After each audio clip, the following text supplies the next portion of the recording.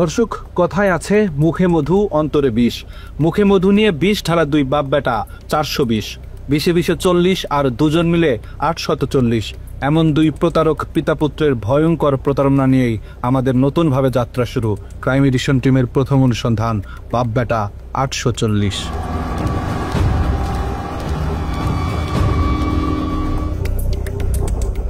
বাপ নাকি বেটা, কাকে দিয়ে করব শুরু, পরে বলবো কারটা। এমন সিদ্ধান্ত নিতেই আমাদেরকে সিদ্ধান্তহীনতায় থাকতে হয়েছে কিছুটা সময়। তারপরেও শুরু তো করতেই হবে। ওস্তাদের মায়ের যেহেতু শেষ রাতে, তাই পিতার কাছে যাওয়ার আগে পুত্রের অপকর্মের সূত্র ধরেই শুরু করতে চাই। মনে করে যে ফ্যামিলি নিয়ে বেরলাম, তো চলো আমরা একটু কক্সবাজার কোথাও যাই। ৩০ জুলাই ২০২৪, অগ্নিগর্ভ বাংলাদেশ। ছাত্র জনতার উপর চলতে থাকে অবর্ণনীয় গণহত্যা। সেই গণহত্যায় সবচেয়ে বেশি আক্রমণাত্মক ছিল মহানগর গোয়েন্দা পুলিশ, ডিবি। আরও সুনির্দিষ্ট করে বললে ডিবি প্রধান হারুনুর রশিদ ছিল সবচেয়ে ভয়ঙ্কর। তারা নিরাপত্তাহীনতার কথা বলছিলেন। এটা আমাদের দায়িত্ব, তাকে সেফটি সিকিউরিটি দেওয়া আমাদের কাজ। আন্দোলনের মূল নেতৃত্বে থাকা ৬ সমন্বয়ককে আটকের পর আন্দোলন এক প্রকার স্মিত হয়ে পড়ে। ঠিক তখনই যুক্তরাষ্ট্র প্রবাসী সাংবাদিক ইলিয়াস হোসাইন তার ইউটিউব চ্যানেলে ডিবি প্রধান হারুনুর রশিদের টেলিফোনে এক নারীর সাথে করা আপত্তিকর একটি ভিডিও আপলোড করেন। ওই ভিডিও আপলোড করার পর হারুন ছাত্র জনতার বিরুদ্ধে অভিযান বন্ধ করে নিজের উলঙ্গ ভিডিও সরানোর অভিযানে ব্যস্ত হয়ে যান। ওই দিন বিকেলেই হারুনুর রশিদ ইউটিউবার তৌহিদ আফ্রিদিকে তার কার্যালয়ে আসতে বলেন। যেভাবেই হোক সোশ্যাল মিডিয়া থেকে তার আপত্তিকর ভিডিও সরাতে তৌহিদ আফ্রিদিকে অনুরোধ জানান। হারুনের ভিডিও সরাতে আফ্রিদি প্রথমেই বাসা থেকে তুলে আনেন সোশ্যাল মিডিয়া এক্সপার্ট মোহাম্মদ জুবায়েরকে। জুবায়ের জানান, রাতভর তাকে ডিবি কার্যালয়ে আটকে রেখে বিভিন্ন পেজ থেকে হারুনের ভিডিও সরাতে বাধ্য করে তৌহিদ আফ্রিদি। ইন্টারনেট সমস্যার মধ্যেও ফেসবুকের সাথে যোগাযোগ করে, টেলিগ্রামের সাথে যোগাযোগ করে সেগুলো রিমুভ করার জন্য যাবতীয় কমিউনিকেশন করতে থাকি। তো এরপর দিন দুপুরের দিকে ডিবি হারুন সাহেবের সাথে আমার দেখা হয় ডিবিতেই। তো উনিও তখন আমাকে নির্দেশনা দেয় যে যাতে করে ভিডিওটা কোথাও না থাকে সেটার বিষয়ে প্রয়োজনীয় ব্যবস্থা নিতে। তখন ডিবিতে আমার সাথে সমন্বয়ক যারা ছিল ওদের সাথে আমার দেখা হয়। ওইখানে আমার সাথে 2-3 জনের সাথে দেখা হয়েছিল। তখন তারা ওইখানে আটক অবস্থায় ছিল। এরপর আমি ডিবিতে লাঞ্চ করি। লাঞ্চ করার পরে বাসায় চলে আসি। বাসায় চলে আসার সময় ডিবি থেকে আমাকে বলা হয় যে কোনো প্রয়োজনে তারা আমাকে আবার ডাকবে। দর্শক, ডিবি প্রধান হারুনুর রশিদ তার নগ্ন ভিডিও সরাতে প্রথমেই কেন তৌহিদ আফ্রিদির কাছে গিয়েছিলেন, সেটাই আমাদের আজকের অনুসন্ধানের মূল বিষয়। তৌহিদ আফ্রিদিকে শুধুই একজন ইউটিউবার মনে করলে ভুল হবে, বরং আফ্রিদিকে মনে করা হতো একজন অনলাইন মাফিয়া, যার নিয়ন্ত্রণে চলতে হতো সোশ্যাল মিডিয়ার জনপ্রিয় সব কন্টেন্ট ক্রিয়েটরদেরকে। কথা মতো না চললেই শুরু হতো নির্যাতন। আফ্রিদির কথা না শুনেও উপায় নেই, কারণ ডিবি, এসবি, সিআইডি, এটিইউ কিংবা সিটিটিসির শীর্ষ কর্মকর্তাদের সাথে আফ্রিদির ছিল চরম ঘনিষ্ঠতা, যে কারণে সোশ্যাল মিডিয়া জনিত যে কোনো কাজে এসব গোয়েন্দা সংস্থা তৌহিদ আফ্রিদিকে কাজে লাগাতো। আমাদের কলিজার টুকরা আমার চাচা হারুন কাকা। ৩০ জুলাই রাতে ডিবি প্রধান হারুনুর রশিদের গোপনাঙ্গ ওপেন হবার পর আব্দুল্লাহ আল ইমরান নামে আরেকজনকে তুলে আনা হয়। হারুনের নগ্ন ভিডিও সরাতে তাকেও জোরপূর্বক বাধ্য করা হয়। টিভির হারুনের বেসিক্যালি একটা ভিডিও ভাইরাল হয়। তো ওই ভিডিওটা রিমুভের জন্য আমাকে নক করে, এন্ড আমি বেসিক্যালি ওইটা রেকর্ড করে রাখি সেকেন্ড পার্টে। ওই ভিডিওটা রিমুভের জন্য বলে যে যত টাকা লাগে সে দিবে, জাস্ট ভিডিওটা সব জায়গা থেকে রিমুভ করতে হবে। তো আমরা বলি যে না, এটা পসিবল না, এটা সব জায়গায় ছড়ায় গেছে, আমার টিম এটা করতে পারবে না, মানে একটা কিছু তো বলতে হবে। সো আমি ওটা আসলে রেকর্ড করে রাখি। আব্দুল্লাহ আল ইমরান তৌহিদ আফ্রিদির আরও অনেক কুকর্মের সাক্ষী, কারণ ইমরান এক সময় তৌহিদ আফ্রিদির ফেসবুক পেজের অ্যাডমিন হিসেবে দায়িত্ব পালন করেছেন। ও একটু নাটক সাজাচ্ছিল, বলতেছিল পেজটা হ্যাক হয়ে যাইতেছে, এই হইতেছে সেই হইতেছে। তো সাডেনলি ধরেন ওই টাইমে আমারে রিমুভ করে পেজ থেকে। এরপরেই বলে পেজ হ্যাক হয়ে গেছে, এই হয়েছে। তো আমি তো আসলে বুঝি নাটকটা তখন। আব্দুল্লাহ আল ইমরান আফ্রিদির অপরাধের জগৎ থেকে বেরিয়ে যেতে চেয়েছিলেন, কিন্তু আফ্রিদির সাথে থেকে আওয়ামী লীগের পক্ষে কাজ না করতে চাওয়ায় খেসারত দিতে হয়েছে তাকে। ট্রেনে যখন আমি পোস্ট করি একটু ইনডিরেক্টলি যে ইনফ্লুয়েন্সারদেরকে আমি ইনফ্লুয়েন্সার বলি অ্যান্ড বড়লোকের এক ছেলে এরকম ম্যানেজ করতেছে এই সেই হয়, তো তখন আসলে আলটিমেটলি পোস্টটা একটু যখন রিচ পাওয়া শুরু হয় তখন আমি মানে প্রশাসনিক জায়গা থেকে লাইক যেটা সিটিটিসি ছিল ওই টাইমে, সো ওই জায়গার এক কর্মকর্তা থেকে আসলে ফোন পাই। ইমরানের সাথে আফ্রিদির একটি গোপন ফোন রেকর্ড আমাদের হাতে এসেছে, যেখানে দেখা যায় আওয়ামী লীগের পক্ষে কাজ করতে রাজি না হওয়ায় ইমরানকে সরকারি বাহিনীর ভয় দেখানো হচ্ছে। হ্যাঁ ভাই, কথা বললাম, ওরা বললো যে ভাই এটা পসিবল হবে না, কারণ হচ্ছে অনেক জায়গায় চলে গেছে, তো অনেকে রাইট ম্যানেজারে আছে, সো এতগুলো ভিডিও আসলে এগুলো এভাবে রিমুভ করতে পারবে না। মানে ফেসবুক থেকে 90% রিমুভ করলেও হয় ভাই, এখন আসলে পসিবল হবে না, ওরা এটাই বললো যে ভাই মানা করে দেন, এটা পসিবল হবে না এভাবে। এটা কি ড্রাইভে যাচ্ছে না? হ্যাঁ, ড্রাইভ, টেলিগ্রাম গ্রুপ, ইভেন অনেক ওয়েবসাইট, আমার সিআইডি থেকেও ফোন দিছিল, পসিবল তো না। বলছি যে আমি তো ঢাকার বাইরে, এখানে নেটওয়ার্কের অবস্থা বাজে, অ্যান্ড সেকেন্ড থিং হচ্ছে কথা বললো যে এটা আসলে ওইভাবে পসিবল না। ডিবি প্রধান হারুনের পক্ষ হয়ে তৌহিদ আফ্রিদি কল করার কিছুক্ষণ পরেই আব্দুল্লাহ আল ইমরান ফেসবুকে একটি পোস্ট করেন। এর কিছুক্ষণ পরেই সিটিটিসি থেকে ইমরানকে একজন কল করে পোস্টটি সরিয়ে ফেলতে বলেন। আফ্রিদিকে নিয়ে একটা পোস্ট দিয়েছো, এটা আমি কোনো আফ্রিদি বা কারো করে কোনো পোস্ট করি নাই, আমি একটা পোস্ট করছি, সেটা হচ্ছে ইনফ্লুয়েন্সার নিয়ে। ওইটা করে দরকার নেই, ওই পোস্টটা রাখার দরকার, ওইটাতে একটা ঝামেলা তৈরি হচ্ছে। তুমি তো আমার তো করে আন্দোলনের পক্ষে বা ওদের কোনো পোস্ট দাও বা ব্যক্তি হিসেবে যখন গোষ্ঠী বিশেষ করে দিও না, তাতে কিছু জায়গায় ঝামেলা হচ্ছে বা না, দেখো যে আমার পর্যন্ত আসছে। আফ্রিদির সাথে দীর্ঘদিন কাজ করেছে এমন আরও অনেকের সন্ধান আমরা পেয়েছি, যাদের সবার গল্প প্রায় একই রকম। তৌহিদ আফ্রিদির নির্যাতনের শিকার হয়েছেন জনপ্রিয় কন্টেন্ট ক্রিয়েটর স্বপন আহমেদ। প্রায় এক বছর আমার ইউটিউব চ্যানেল, ফেসবুক পেজ সবকিছু ডিবির হাতে ছিল। ফার্স্ট দিন যখন আমি ডিবি অফিসে যাই, ওই দিন পিছন থেকে একজন ডিবি বলতেছিল যে স্বপন ভাই কার সাথে লাগতে গেছেন, আপনি জানেন না ডিবি হারুনের কি লাগে আফ্রিদি, আপনি আফ্রিদির সাথে লাগতে গেছেন। স্বপনের মূল সমস্যা ছিল সে আলেমদের পক্ষে এবং ভারতের বিপক্ষে কন্টেন্ট তৈরি করতেন, যে কারণে আফ্রিদি তাকে এ ধরনের কন্টেন্ট বানাতে নিষেধ করেন। আফ্রিদির কথা মতো আওয়ামী লীগের পক্ষে কাজ না করায় স্বপনকে আদালতের বারান্দায় পর্যন্ত যেতে হয়েছে। আমাকে আবার বলতেছিল, টিটকারি করে মজা করে বলতেছিল, ইসলামিক ভিডিও তো ভালোই বানান, দাজ্জাল বানায় তো ভালোই ইনকাম করছেন, কত করলেন?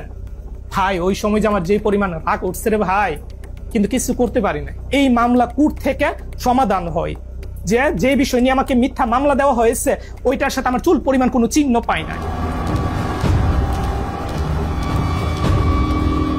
দর্শক, হাসি খুশি আর বিনোদনের আড়ালে ভয়ঙ্কর এক অন্ধকার জগৎ গড়ে তুলেছিলেন আফ্রিদি। রহস্যময় সেই জগতের প্রতিটি পরতে পরতে ছড়িয়ে আছে মানুষের দীর্ঘশ্বাস। এই ভিডিওটি তৌহিদ আফ্রিদির আস্তানায় ধারণ করা। এখানে নতুন কোনো কন্টেন্ট ক্রিয়েটর আওয়ামী লীগের পক্ষে কাজ করতে রাজি হলে তাকে বরণ করা হতো। লাস্ট নির্বাচনের আগে অনেকগুলো কন্টেন্ট ক্রিয়েটরকে বলা হয় যে তারা যেন দেশের বিভিন্ন উন্নয়ন নিয়ে, মেট্রো রেল নিয়ে, এক্সপ্রেসওয়ে নিয়ে, আরও বিভিন্ন রাস্তাঘাটের উন্নয়ন নিয়ে ভিডিও বানায়। তখন কিন্তু আমাদেরকে কাউকে মেবি বলা হয় নাই, ইভেন আমাকেও বলা হয়নি যে সরকারের পক্ষ নিয়ে কোনো ভিডিও বানাও বা কোনো ব্যক্তির নাম মেনশন করে কোনো ভিডিও বানাও। আফ্রিদির আয়োজনে আওয়ামী লীগের পক্ষে কাজ করতে চাওয়া কন্টেন্ট ক্রিয়েটরদের নবীন বরণ অনুষ্ঠানের ভিডিও ধারণ করা সহজ হলেও একই জায়গায় যখন কাউকে শাস্তি দেয়া হয় সেই ভিডিও রেকর্ড করা অসম্ভব। তৌহিদ আফ্রিদির নির্মম নির্যাতনের শিকার ব্লগারদের মধ্যে সবচেয়ে বেশি নির্যাতিত হয়েছেন সায়েম। তুচ্ছ ঘটনাকে কেন্দ্র করে সায়েমকে প্রধানমন্ত্রী কার্যালয়ের পাশে ইসিবি চত্বরের একটি ভবনে নিয়ে নির্মম নির্যাতন করা হয়।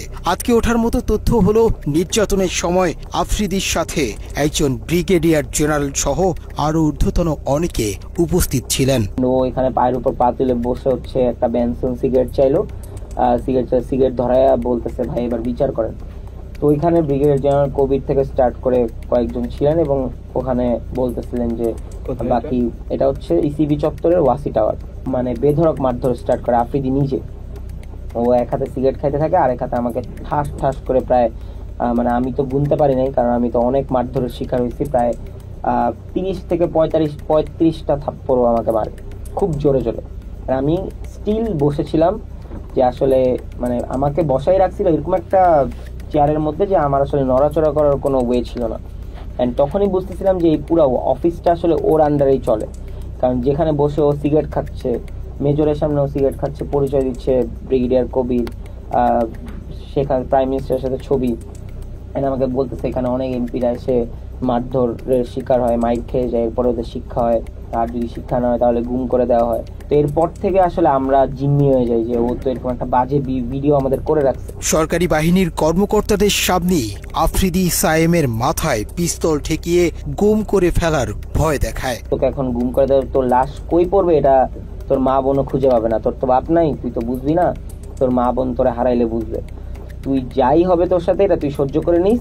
ওর বাবার আর্মসের বিজনেস 2009-10 থেকে, মানে এইভাবে আমাদেরকে বলে অনেক ভয় দেখাইতো। তো ওইখানে ও নিজে পিস্তল নিয়ে যায়, আমাদেরকে পিস্তল দেখাইতে যায়। আমাদের অনুসন্ধানে আফ্রিদির নির্মম নির্যাতনের প্রত্যক্ষদর্শী আরেকজনকে পেয়েছে, যিনি দুঃখ সহ সেই দিনগুলোর ভয়াবহতা তুলে ধরেছেন। কোনো না কোনো ভাবে একটা ভিডিও করবে, উল্টাপাল্টা কোনো একটা ভিডিও করবে, ধরেন ওটা যদি মানে এনাফ এভিডেন্স না হয় একটা ব্ল্যাকমেলের ক্ষেত্রে, তখন ও কী করবে, একটা মেয়ে দিয়ে দিবে, মেয়ে দিয়ে, কারণ ওই জিনিসটা তো ভাই মানুষের সমাজে কলঙ্কিতভাবে মানুষ দেখে বা ওরা খারাপ চোখে দেখবে। সো ওই রকম কোনো না কোনোভাবে ওই মানুষটার অপদস্থ করার জন্য ওই রকমভাবে ওরা ডাউনফলে আনানোর পর দেন ওই মানুষটা তো জানে না, ওই মানুষটা জানে সে এনজয় করছে, পার্টি করছে, দেন কোনো দিন যদি ওই মানুষটা ওর কথার বিপরীতে যায়, তখন ওরে পিছন থেকে ঘাড় মটকা ধরার জন্য ওর ওই ভিডিও, ওর ওই সব জিনিস দিয়ে ও মানুষের ট্র্যাপ করে থাকে। জুলাই আন্দোলনেও আফ্রিদি দেশের জনপ্রিয় সব কন্টেন্ট ক্রিয়েটরদেরকে হুমকি দিয়ে সরকারের পক্ষে কাজে লাগানোর সব রকমের অপচেষ্টা চালিয়েছেন। ও সব ইনফ্লুয়েন্সারদের লিড দেওয়ার চেষ্টা করছে কেমনে, গভর্নমেন্টের পক্ষে ভিডিও বানাতে হবে, গভর্নমেন্টের পক্ষে ভিডিও বানাইলে তোমাদের মানে ফিউচার ব্যাকআপ আমরা দিব, এইভাবে ও মানুষ সব মানে ম্যাক্সিমাম ক্রিয়েটররে ওইভাবে মানে টাকার লোভ দিছে, যারা টাকার লোভে গেছে ভিডিও করছে তারা অনেকভাবে অপদস্থ হয়েছে। আফ্রিদির বিরুদ্ধে বেশ কয়েকজন ভুক্তভোগী নারীকে বিয়ের প্রলোভন দেখিয়ে শারীরিক সম্পর্ক করার অভিযোগ পাওয়া গিয়েছে, তাদের মধ্যে একজন এই নারী। আমি সোশ্যাল মিডিয়াতে বিভিন্ন রকমের কন্টেন্ট বানিয়ে থাকি। নাম প্রকাশে অনিচ্ছুক ওই নারীর অভিযোগ, দীর্ঘদিন তার সাথে শারীরিক সম্পর্কের পর হঠাৎ করেই আফ্রিদি তাকে ছুঁড়ে ফেলে। তো ওই ব্যক্তিদের সাথে আমার একটা বন্ধুর মাধ্যমে যোগাযোগ হয়, তো ও আমাকে বিভিন্ন রকমের সহায়তার হেল্পেরই দেখায়, যে আমাকে আশ্বাস দেয় যে আমাকে কন্টেন্ট ক্রিয়েট করতেও আমাকে হেল্প করবে, এভাবে করে আমাদের কথা চলতে থাকতো, এক সময় মানে সম্পর্কের দিকে এগিয়ে যায়।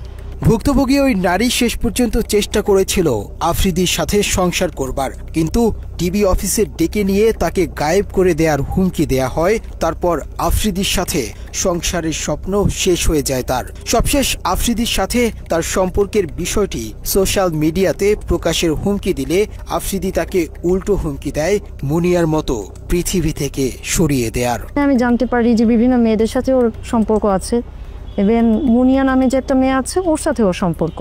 তো আমি এটা জেনে ওর সাথে আমি একটু রাগারাগি করি, কারণ এটা স্বাভাবিক, আমার একটু খারাপ লাগতেই পারে, আমি যেহেতু ওকে ভালোবেসে ফেলেছি। তো ওকে আমি বলার পরেও আমার সাথে খুব বাজেভাবে রিয়াক্ট নেয়, বলে যে একসময় এরকম বলে যে মুনিয়ার যেরকম অবস্থা হয়েছে আমারও ঠিক সেরকম অবস্থা হবে, মানে ইনডিরেক্টলি ও আমাকে ভোটটার হুমকি দেয়। ওই নারীর অভিযোগের সূত্র ধরে আমরা বেশ কিছু ফোন রেকর্ড হাতে পাই, যেখানে মুনিয়ার বাসায় আফ্রিদির যাওয়া আসা এবং বিভিন্ন সময় ঘনিষ্ঠতার প্রমাণ মেলে। মুনিয়ার সাথে আফ্রিদির ঘনিষ্ঠতা এবং আরেক প্রেমিকার বক্তব্য মেলারে মুনিয়ার হত্যার রহস্য অন্যদিকে মোড় নিতে পারে। কি জানি মাত্র বললাম, এটা রিপিট করো। বলছে রসকস থাকবে না, মানে তুমি টাইম দিবা না, এটা তো আছেই। ও রসকস থাকবে না বিয়ের পর, বিয়ের আগে রসকস না, বিয়ের পর তো আরো দূরে। ঠিক আছে, উনি কিভাবে বললো, ওনাকে কি তোমার উপরে কিছু? হ্যালো, হ্যাঁ কোথায় তুমি? হ্যালো, হ্যাঁ কই, কি করো? এই যে আমি রাত্রেবেলার মধ্যে আসতেছি। ও কোথায় আসবা? তোমার ঠিক করবো রাত্রে। আচ্ছা ঠিক আছে, ফোন দিও, আগে জানাও। হ্যালো, হ্যাঁ কোথায় তুমি? অফিসে কাজে। অফিসে গাড়ি চালাও? না অফিস। আচ্ছা তো এখন কি করবো বলো একটু। কি করবো মানে বুঝিনি। মানে আজকে দেখা করবেন আমার সাথে একটু? আচ্ছা না আমি মানে মাত্র ইন্টারকন্টিনেন্টাল থেকে বেরোচ্ছি। হ্যাঁ আমার কথা হচ্ছে আমি আসতে পারবো, কোনো সমস্যা নেই, কিন্তু আমি তো একটু ড্রাঙ্ক। প্রবলেম হবে না? সমস্যা কি? আচ্ছা ওই কথা বলতে পারো না? ওইটা মাইকাবা। হ্যাঁ বুঝি নাই মাইকাবা গাদা। কেন তুমি গাদা কেন? তুমি এত ন্যাচারাল ভাবে কথা বলতে পারতা? হ্যাঁ আমি ন্যাচারালি কথা বলি। হ্যাঁ কি করো? আচ্ছা যাক একটু 1%। হ্যাঁ এটা আমি একটু জানা রাখলাম। আর এই আমি আসছি। এত দুষ্ট কেন তুমি? এসব ছাড়াও ডিবি হারুনের ক্ষমতায় আরেকজনের গার্লফ্রেন্ডকে বাগিয়ে নিয়ে বিয়ে করেছেন আফ্রিদি। শামসুল আরেফিন নামের একজনের সাথে আফ্রিদির বর্তমান বউ রিসার ছিল প্রেমের সম্পর্ক। পরে আরেফিনকে নানাভাবে হুমকি দিয়ে হারুনের দাপটে রিসাকে বিয়ে করে আফ্রিদি। রিসার সাথে আমার সম্পর্ক হয়, আমার থেকে বেশি সেই আমাকে বেশি ভালোবাসতো। হঠাৎ করে আমার একদিন রাতের বেলা রাত 12টা 12:30টার দিকে ফোন আসে। তো ফোন এসে বলে যে আমি ডিবি কার্যালয় থেকে বলছি, আপনি বলে কোন মেয়েকে ডিস্টার্ব করেন। তা আমার ধারণা হলো আমি তো কোনো মেয়েকে ডিস্টার্ব করি না, কারণ আমার সাথে অলরেডি রিসার একটা ভালো সম্পর্ক, সামনে বিয়ে হবে। তো ডিস্টার্ব যদি নেক্সট টাইম করি তারা বলে আমাকে ডিবি কার্যালয়ে নিয়ে যাবে। বলতে বাধ্য হলাম যে একটা সুন্দর সম্পর্ক, সে আওয়ামী লীগের পাওয়ারে, ডিবি হারুনের পাওয়ারে এবং তার প্রশাসন দিয়ে আমাকে হ্যাস্ত করার চেষ্টা করছে। কিন্তু আমি তো একটা সাধারণ মানুষ, তাই আমি এই জিনিসগুলা নিয়ে কোনো আর আগাই নাই। ইভেন আমি এটাও শুনছি যে তৌহিদ আফ্রিদির সাথে যখন রিলেশনশিপ হয় তারপরে মুনিয়ার সাথে, বসুন্ধরার যে মুনিয়ার সাথে তৌহিদ আফ্রিদির একটা রেকর্ড ফাঁস হয়েছিল। তো ওই সময় রিসার সাথে ওর সম্পর্ক নষ্ট হয়ে গেছিল। রিসাকে ও বিয়ে করার কারণ হলো একটা ট্র্যাপে পড়ে গেছে রিসা, কারণ তৌহিদ আফ্রিদির চরিত্র তো ওরকম ভালো ছিল না। তো একটা ট্র্যাপে পড়ে গেছে, তার মধ্যে শেখ হাসিনা পালাইছে, শেখ হাসিনা সরকার চলে গেছে, আওয়ামী লীগ চলে গেছে। তো ওই পারপাসে রিসাকে বিয়ে করছে। আফ্রিদির বিরুদ্ধে এখন পর্যন্ত মোট 2টি মামলার তথ্য পাওয়া গেছে। এসব মামলার মধ্যে যাত্রাবাড়ি থানার CR 565/24 নম্বর মামলার অভিযোগে বলা হয়েছে জুলাই আন্দোলনে আসাদুল হক বাবু নামের এক বিক্ষোভকারীকে সরাসরি হত্যার পরিকল্পনা ও বাস্তবায়নে কাজ করেছে তৌহিদ আফ্রিদি। মামলার অভিযোগে আরও বলা হয়েছে আন্দোলনের সময় যাত্রাবাড়িতে হাসিনার পক্ষে অস্ত্র সরবরাহ করেছে তৌহিদ আফ্রিদি। মামলা তো এটা চলমান অবস্থায় আছে আর কি। আমরা এটা তো মানে এখনো আমরা আন্ডার ইনভেস্টিগেশনে আছে, এই পর্যায়ে আছে। একই সাথে বাড্ডা থানায় আফ্রিদির নামে আরও একটি হত্যা চেষ্টা মামলা রয়েছে। মামলার বাদী জুলাই আন্দোলনে আহত মোহাম্মদ দুর্জয় আহমেদ আফ্রিদিকে 46 নম্বর আসামি করে এজাহারে উল্লেখ করেন 2024 সালের 20 জুলাই মধ্য বাড্ডা ইউলুপ এর নিচে অবৈধ অস্ত্র দিয়ে আন্দোলনকারীদের উপর এলোপাথারি গুলি চালায় আফ্রিদি, যার একটি গুলি লাগে জুলাই যোদ্ধা দুর্জয়ের বাম চোখে। প্রিয় দর্শক, অনুসন্ধানের শুরুতেই আমরা বলেছি ক্রাইম এডিশনের আজকের পর্বের নাম বাপবেটা 840। আমরা এতক্ষণ অর্ধেক নিয়ে আলোচনা করেছি, কিন্তু আমাদের অনুসন্ধানে উঠে আসা অপরাধনামার অর্ধেকখানি করিয়াছে পুত্র, অর্ধেক তার বাপ। নাসির উদ্দিন সাথী জন্মদাতা কিনা সেটা বলা মুশকিল, তবে খাতা কলমে তৌহিদ আফ্রিদির বাবা। খাতা কলমে কেন সেই আলাপে যাওয়াটা ঠিক হবে না, তার চেয়ে নাসির উদ্দিন আমল নামাতেই থামা যাক। নাসির উদ্দিন সাথী এবং তৌহিদ আফ্রিদির প্রতারণার হাতেখড়ি পারিবারিকভাবেই হয়েছে। একসময় নুন আনতে পান্তা ফুরানো সাথীর অর্থবিত্তের পুরোটাই জোর জবরদস্তি আর 2 নম্বরি করে কামানো। কাঁথা বালিশ মাথায় নিয়ে লঞ্চে চড়ে ঢাকায় আসার আগে জমি দখলের কৌশলটা সাথী বরিশাল থেকেই অনুশীলন করে এসেছেন। নাসির উদ্দিন সাথীর উত্থানের একমাত্র সিঁড়ি মাই টিভি, কিন্তু সেই মাই টিভি দখলের ভয়ঙ্কর গল্প শুনলে আতকে উঠবেন। নাসির উদ্দিন সাথী নিজেকে মাই টিভির চেয়ারম্যান দাবি করলেও তিনি ছিলেন মাই টিভির একজন কর্মচারী মাত্র। অনুসন্ধানে আমরা বিলকিস বেগম নামে এক নারীর সন্ধান পেয়েছি, যিনি মাই টিভির আসল প্রতিষ্ঠাতা। বিলকিস বেগমের আস্থাভাজন কর্মচারী নাসির উদ্দিন সাথী যেভাবে মাই টিভি দখল করেছেন, সেই গল্প সিনেমাকেও হার মানাবে। নাসির উদ্দিন সাথে আমার পরিচয় ছিল, ও একটা এডিটিং হাউস ছিল শান্তিনগরে। ও সব জায়গায় সিডি দিত, সব প্রত্যেকটা চ্যানেলে সিডি দিত। ও আমাকে সিডি দিতে আসছে, সিডি দিতে আইসা পরিচয় হয়েছে। তখন ওই যে আসতে যাইতে যাইতে যাইতে একটা কোনো সম্পর্ক সৃষ্টি হয়েছে, ভাই বোনের সম্পর্ক, সেই সুবাদে সে আমার চ্যানেলে রয়েছে। ও তো টাকা পয়সা ছিল না, একটা সময় কোনো টাকা পয়সা ছিল না, বড়লোক হয়েছে। ও মানুষকে বলছে যে আমি মাই টিভির মালিক, বলে বলে মানুষকে ঠকায় টাকা নিছে, মালিক বানাবে। কিন্তু ও তো মালিক বানাতে পারবো, মালিক তো আমি বানাতে পারবো, কারণ প্রতিষ্ঠানের মালিক আমি বানাতে পারবো। ও সবার কাছে টাকা নিয়ে আনিয়ে তারপরে ওই মালিকগুলো হয়েছে। ওর একটা হাউস ছিল, ও একটা এডিটর ছিল, জাস্ট একজন এডিটর। মাই টিভি দখল করেও ক্ষান্ত হননি, বিলকিস বেগমকে নানাভাবে হত্যারও চেষ্টা করেছিল নাসির উদ্দিন সাথী। এখনও আমি চলতে পারি না রাস্তায়, ও আমাকে বাইরের দিয়ে লোকজন দিয়ে আমাকে অ্যাটাক করে, আমাকে ভয়ভীতি দেখায় যে মাই টিভি আপনি চালাবেন না, মাই টিভিতে আপনি আসবেন না, মাই টিভি আমরা চালাবো। তাতেই সব দিকেই লাগায় রাখছে লোকজন, এরকম সন্ত্রাস পার্টি, এগুলো আমাকে হয়রানি করে, এখনও করতেছে। মাই টিভির চেয়ারম্যানের ছেলে পরিচয় দিয়ে সম্ভ্রান্ত বিত্তবান পরিবারের সন্তান হিসেবে হেলিকপ্টারে ঘুরে বেড়ানো তৌহিদ আফ্রিদির পিতা ছিলেন বিলকিস বেগমের স্বল্প বেতনের কর্মচারী। এক সময় যার 10 টাকার জন্যও বিলকিস বেগমের কাছে হাত পাততে হতো। আওয়ামী লীগ থাকতে আওয়ামী লীগের ক্ষমতা দেখায়া ও ডিবি হারুনকে দিয়ে আমাকে অ্যারেস্ট করাইছে। 2 দিন আমি জেলও ছিলাম। বাংলাদেশে যারা অন্যায়ভাবে একটা মিডিয়া একটা সবার কাছে একটা গ্রহণযোগ্য, সেই মিডিয়া নিয়ে সে করছে, প্রতারণা করছে আমার সাথে, মিথ্যা করে সে চালাচ্ছে। সে তার পকেটে ছিল 10 টাকা, সে কোটি কোটি টাকার মালিক হয়েছে আমার মাই টিভি দিয়ে। এবং উল্টা আমাকে মামলা দিয়ে হয়রানি করে দূরে রাখছে। ও টাকা ইনকাম করে ও নিচ্ছে, আমার প্রতিষ্ঠান ইনকাম করে ও। পকেটে 10 টাকা না থাকার সাথী আজ 1000 কোটি টাকার মালিক। প্রতারণার মাধ্যমে দখল করা এক মাই টিভির ওপর ভর করে সাথীর পরিবারের সবার ঘরে লাল নীল বাতি জ্বলছে, আর অন্ধকার হয়েছে অনেকের ঘর। এলাকায় বিভিন্ন মানুষের বাড়িঘর দখল করে মাই টিভির সাইনবোর্ড ঝুলিয়ে দিয়েছে নাসির উদ্দিন সাথী। আমার এই নতুল্লাবাজের জায়গা ক্ষমতার বলি ভুয়া কাগজপত্র দিয়া, আর আমার এই 1 লাখ 3 বছর টিভিতে দেয় অমুক সমুক আমি ইত্যাদি, আমার কেনা জায়গা আমি সব করে রায় পাইছি, রস্তমে হাইকোর্ট সুপ্রিম কোর্ট, কিন্তু ক্ষমতার প্রতি রায় পাই। বিলকিস বেগমের কাছ থেকে দখল করা মাই টিভির বর্তমান যে ভবনটি রয়েছে সেটিও দখল করা। ভুক্তভোগী ব্যক্তি আইনজীবী হবার পরেও সাথীর সাথে পেরে ওঠেননি, কারণ টাকা আর সন্ত্রাসী বাহিনীর দাপটে দিব্যি জবরদখল করে রেখেছেন ভবনটি। 2012 সালের শেষ দিকে আইসা, নভেম্বর ডিসেম্বর মাসের দিকে আইসা এই নাসিরউদ্দিন সাথী মাই টিভি লোকজন নিয়ে আসে আমাদেরকে এইখানে বলে যে এটা তার জায়গা, এই জায়গা তার, সেই জায়গা করছে, পাওয়ার অফ অ্যাটর্নি করছে, এই জায়গায় মালিক সে, এইসব করতেছে। হ্যাঁ, তো আমরা তো এইসব বুঝি নাই। আসলে এর আগের সে ঘটনা যা ঘটাইছে এটা হলো গিয়া যে ওই 2012 সালের নভেম্বর মাসে 6 তারিখ সে ওই 521-22 দাগে ওইখানে সে জায়গাটা দখল করতে গেছিল, দখল করতে পারে নাই। হ্যাঁ, দখল করতে পারে, পরে সে একটা পাওয়ার অফ অ্যাটর্নি করছে, ওরা রামপুরা থানায় একটা মামলা করছে, জিডি করছে ওই মুজিবুর রহমানের বিরুদ্ধে আর কি, জিডি করে।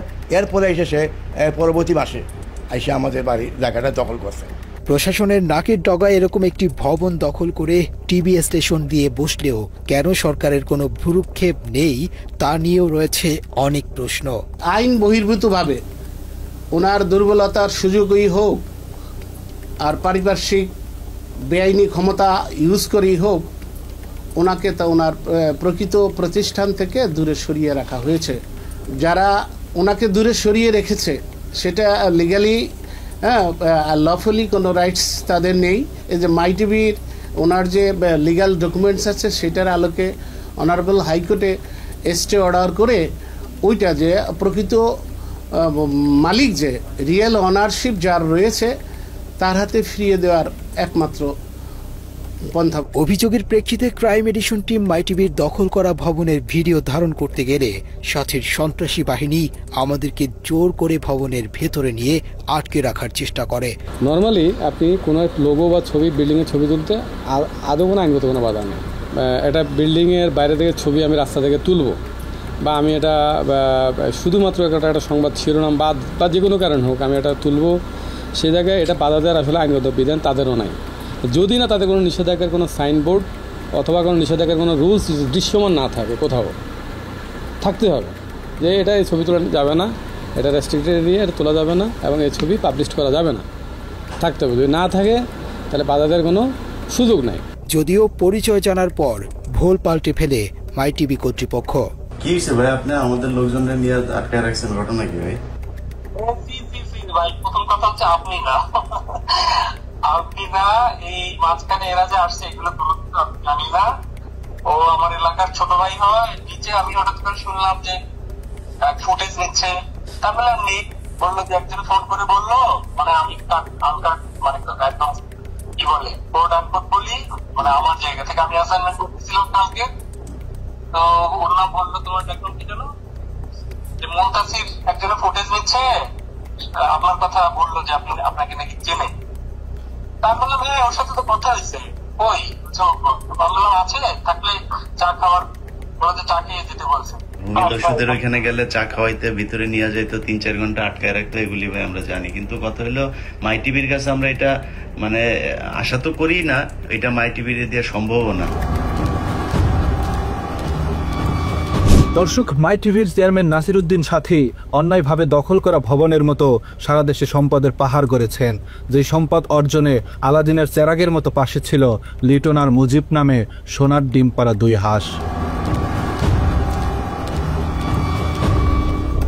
মাই টিভিকে ভাঙিয়ে নাসিরউদ্দিন সবচেয়ে বড় আয়ের উৎস মুখোশ নামে ক্রাইম প্রোগ্রাম। ক্রাইম অনুসন্ধানের নামে প্রাতিষ্ঠানিকভাবে চাঁদাবাজি শুরু করে মুখোশের উপস্থাপক এসকে লিটন। মাই টিভির আয়োজন আপনাদের প্রিয় অনুষ্ঠান মুখোশ, আর আপনাদের সঙ্গে থাকছি আমি এসকে লিটন। হাস্যকর উপস্থাপনার ভাষ্যকার লিটনের যোগ্যতা বলতে চাঁদাবাজি ছাড়া আর কিছুই নেই। 9 পাস হয়েও ভাগ্নের সার্টিফিকেট জমা দিয়ে চাকরি নেন মাই টিভিতে। নিজের নামের সাথে ভাগ্নের নাম কৌশলে জুড়ে দিয়ে হয়ে যান এসকে লিটন। একসময় ঢাকা শহরে ফুটপাতে জুতা বিক্রি করা লিটনের নামের পরিবর্তনের পাশাপাশি ভাগ্যেরও পরিবর্তন ঘটে। রাতারাতি ভাঙা ঘরের জায়গায় ওঠে বড় দালান। এলাকার মানুষের কাছে লিটন হয়ে ওঠেন এক বিস্ময় বালক। তার কিছুই ছিল না, এই সাংবাদিকতা করে ক্রাইম রিপোর্ট ক্রাইম লোকজনকে ফাঁসিয়ে ব্ল্যাকমেলিং করেই নাকি সে এই প্রপার্টি করেছে। তা নাহলে এই প্রপার্টি তো হবার কথা না, কারণ তার বাবার কোনো প্রপার্টি ছিল না।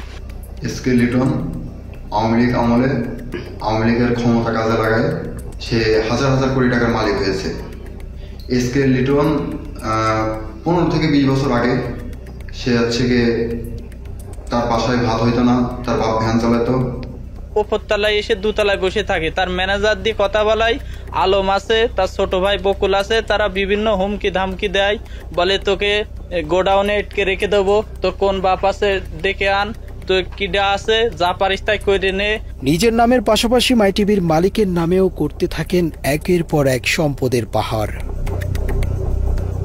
চুয়াডাঙ্গার জীবননগরে লিটনের রয়েছে জীবননগর বাঁকা ব্রিকফিল্ড এলাকায় 15 বিঘার বেশি জমির উপর নির্মিত সাথী অটো রাইস মিল, যার নির্মাণ ব্যয় অন্তত 150 কোটি টাকা।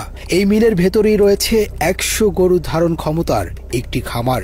এছাড়া জীবননগর পৌরসভায় 3 স্টার হোটেল, কোটি কোটি টাকা মূল্যের জমি, বাড়ি রয়েছে একাধিক। এসবের বাইরে সাথীর দাপটে এলাকায় নামে বেনামে ডুপ্লেক্স বাড়িসহ অঢেল সম্পত্তি গড়ে তুলেছেন লিটন। যেখানে যায় সেখানে শুনে লিটন বিশাল বড় সাংবাদিক। সে তো হাই স্কুলে গন্ডি পার করে, সে তো সোর্স ছিল। শুনছি ছাগল মাগল চুরি করতো। তার হচ্ছে যে পেরাতলা যে বট গাছ আছে, যে রাখালসার মাজারের বট গাছে তাকে বেঁধে বিচার করা হয়েছিল। একটা মূর্খ একটা ছাগল চোর মানুষ আওয়ামী লীগের সময় নাকি বিশাল বড় সাংবাদিক। পরস্পর আমাদের অত্যাচারের উপরে অত্যাচার, আর গরম পানির জন্য আর আমাদের এই মাঠটা মানে বিচ্ছিন্ন হয়ে যাচ্ছে। গত বছর 3 বিঘে ধান পুরা পচে গেছে, এই জন্য তাকে বলা হয়, কিন্তু মিলের কাছে গেলে তারা হুমকি দেয় এবং মারতে যায়। একটা ক্রাইম রিপোর্টার কি করে দিনের পর দিন ক্রাইম করে চলেছে, কয়েক হাজার পরিবারকে সাফারার করে তুলেছে এবং পরিবেশ নষ্ট করছে। তো সে তো অন্যেরটা নষ্ট করে এটা করতে পারে না, এটা আইনত সিদ্ধ না, আইনসিদ্ধ না। আর পরিবেশ নষ্ট করার রাইট তার নেই। পরিবেশ কেন নষ্ট করবে? ইউনিয়ন কাউন্সিলের চেয়ার রাস্তা কেন সে দখল করবে? এগুলো কোনোটাই তার রাইট নেই। মৃত মানুষের টাকা আত্মসাতের বদনামও আছে লিটনের বিরুদ্ধে। 2015 সালে নিজ বাড়িতে খুন হন চুয়াডাঙ্গার স্থানীয় সাংবাদিক আবু সায়েম। ওই সাংবাদিকের 20 লাখ টাকা আত্মসাতের অভিযোগ রয়েছে লিটনের নামে। তো টাকা যে এসকে লিটন আত্মসাৎ করেছে সেটা আমরা পরে বুঝতে পারলাম, কারণ আমার চাচা মারা যাওয়ার পরবর্তীতে উনি আর একবারের জন্য আমাদের ফ্যামিলির সাথে যোগাযোগ করেনি। হতদরিদ্র পিতার অশিক্ষিত সন্তান হয়ে এত সম্পদের মালিকানার উৎস কি জানতে টিম ক্রাইম এডিশন এসকে লিটনের সাথে যোগাযোগ করলে তিনি বিষয়টি নিয়ে কোনো জবাবদিহিতা করতে রাজি হননি। আপনি যদি বলতেন যে মানে এই প্রপার্টির উৎসটা কি, আসলে কিসের উৎস? উৎসটা মানে আপনি কি বলতে চান? উৎস এটা কেমন প্রশ্ন ভাই? উৎস কি? এসকে লিটনকে নিয়ে নাসিরউদ্দিনের চাঁদাবাজির ব্যবসা ভালোই চলছিল, কিন্তু পারিবারিকভাবে সম্পর্ক খারাপ হওয়ায় এসকে লিটনকে মাই টিভি থেকে বের করে দেন সাথী। তারপর থেকে এসকে লিটনের চাঁদাবাজির দোকানের চাবি তুলে দেয়া হয় আরেক চাঁদাবাজের হাতে। সুটকেস নিয়ে বিমান থেকে নামা ব্যক্তির নাম মুজিবুর রহমান। কদিন আগেও যার স্যান্ডেল কেনার পয়সা ছিল না, তিনি এখন হেলিকপ্টার বিমান ছাড়া চলেনি না। ওই তো আগে মানে আপনার ওই যে প্রথম ফ্লেক্সের দোকান ছিল, গ্রামের বাড়িতে বিশাল এক রাজপ্রাসাদ গড়ে তুলেছেন। কে বলবে এই তো কদিন আগেই ফ্ল্যাক্সিলোটের দোকানে কাজ করত এই মুজিব। চাঁদা তুলে আনা টাকায় এলাকায় নাকি মানুষকে দান খয়রাত করে থাকেন, কিন্তু এত টাকার উৎস কি?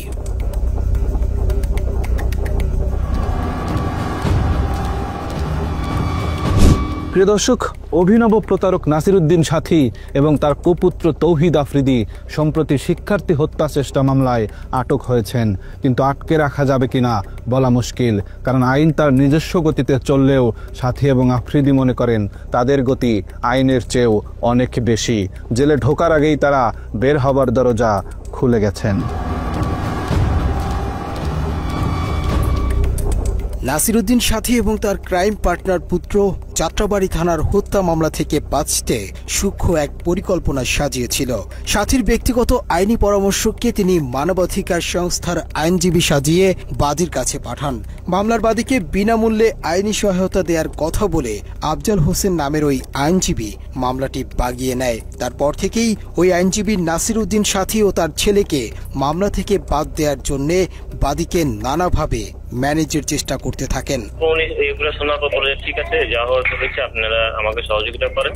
আর ওই যে এখানে 3টা বাচ্চা আছে এবং বয়স্ক লোক আছে, ওরাও গরিব, হ্যাঁ, তা আমরা আমার তরফ থেকে আপনাকে একটা দিব, 3টা বাচ্চাকে 10 লাখ করে 30 লাখ টাকা দিব। এরই ধারাবাহিকতায় ওই আইনজীবীর পরামর্শে বাদী গুলশানের একটি বাসায় যায়। সেখানে তাকে গুম করে ফেলার ভয় দেখিয়ে কিছু টাকা হাতে তুলে দিয়ে ভিডিও করতে বাধ্য করা হয়। সেই ভিডিওটি এখনো তৌহিদ আফ্রিদির হেফাজতে রয়েছে। আমার শ্বশুরকে আমাদেরকে সবাইকে নিয়ে সরাসরি চলে গেল ওদের বাসায়। হ্যাঁ, ওদের বাসায় নিয়ে গিয়ে ওইখানে ছবি টবি সবকিছু তুললো। হ্যাঁ, তুলে তারপর আমাদেরকে এখান থেকে বিদায় ছবি তুললেন এবং নিজে ভিডিও করতেছে এবং আমার শ্বশুরকে, আমরা তো বলেছিলাম উনি দাঁড়ায় ছিল, আর আমার শ্বশুর দাঁড়ায় জিজ্ঞেস করতেছে আপনাদেরকে আমরা কোনো জোর করে কোনো কিছু করেছি, আমরা আপনার কোনো প্রেসার ক্রিয়েট করেছি আপনাকে, নাকি আপনি স্বেচ্ছায় আমাদেরকে দিয়েছেন?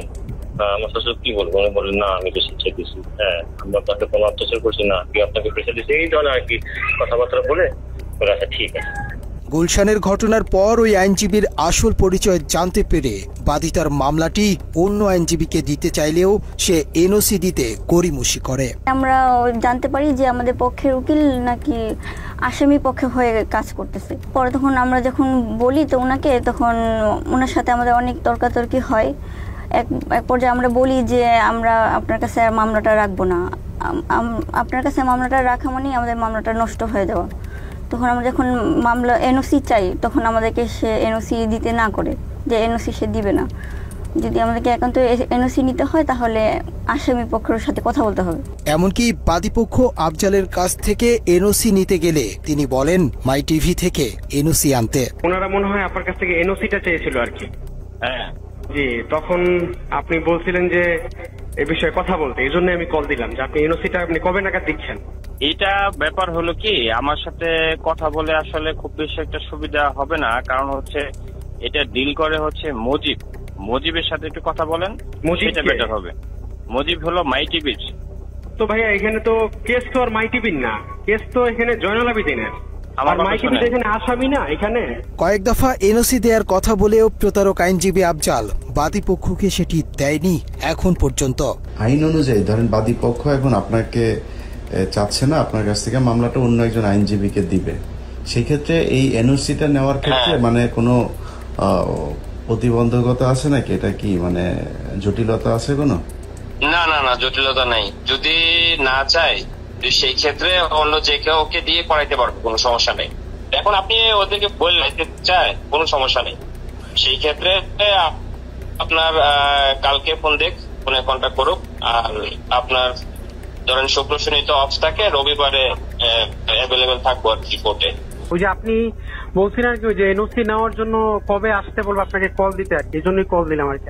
ও আচ্ছা আচ্ছা আচ্ছা, এটা হচ্ছে আপনি এটা ডেট কবে? 12 তারিখে না? 12 তারিখে আসেন, 12 তারিখে 12টার মধ্যে আসবেন দুপুরে।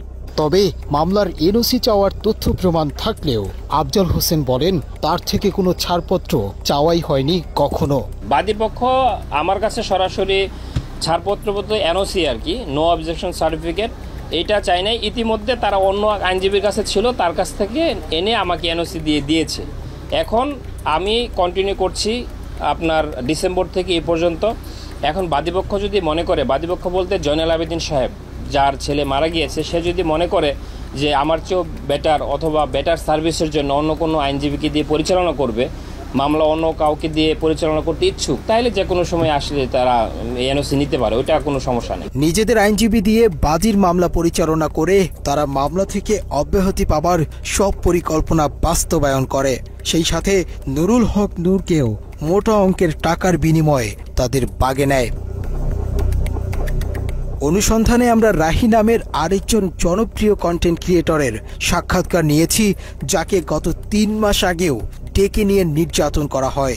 রাহিকে জুলাই আন্দোলনে হাসিনার পক্ষে কাজ করাতে 3 লাখ টাকা অফার করেছিল আফ্রিদি, কিন্তু রাহি তার কথা না শুনে ছাত্রদের পক্ষে অংশ নেয়। জুলাই আন্দোলনে অবাধ্য হবার কারণেই রাহিকে ডেকে নিয়ে আবারও নির্যাতন করা হয়। আফ্রিদি ফোন দিয়ে কয় ওই যে সরকারের যে ইয়েগুলা ভাঙচুর কইছে, মেট্রো রেল এগুলা নিয়ে একটা ভিডিও বানাইতে হইব।